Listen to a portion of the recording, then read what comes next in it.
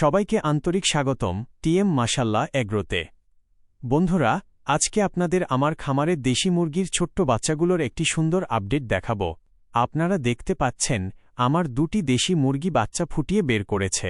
এর মধ্যে একটি মুরগির বাচ্চার বয়স প্রায় 2 থেকে 3 দিন, আর অন্য মুরগির বাচ্চার বয়স মাত্র 1 দিন। দুটি মুরগি ও তাদের বাচ্চাগুলোকে আমি আলাদা আলাদা খাঁচায় রেখে পালন করছি, কারণ ছোট বাচ্চাগুলোকে নিরাপদে রাখা খুবই গুরুত্বপূর্ণ। দেশি মুরগির বাচ্চাগুলো যদি একেবারে খোলা জায়গায় থাকে তাহলে বিভিন্ন ধরনের বিপদ হতে পারে।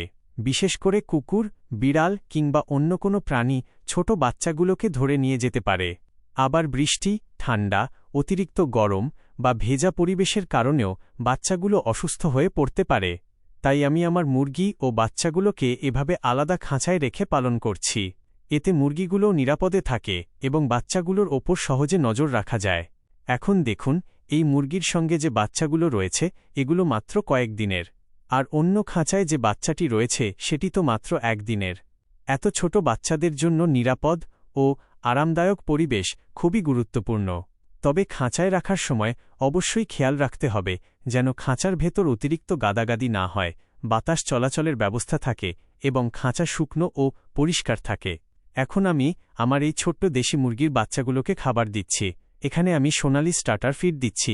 ছোট বাচ্চার জন্য উপযুক্ত মানসম্মত স্টার্টার ফিড দিলে তারা প্রয়োজনীয় পুষ্টি পাবে এবং ধীরে ধীরে সুস্থভাবে বেড়ে উঠতে পারবে।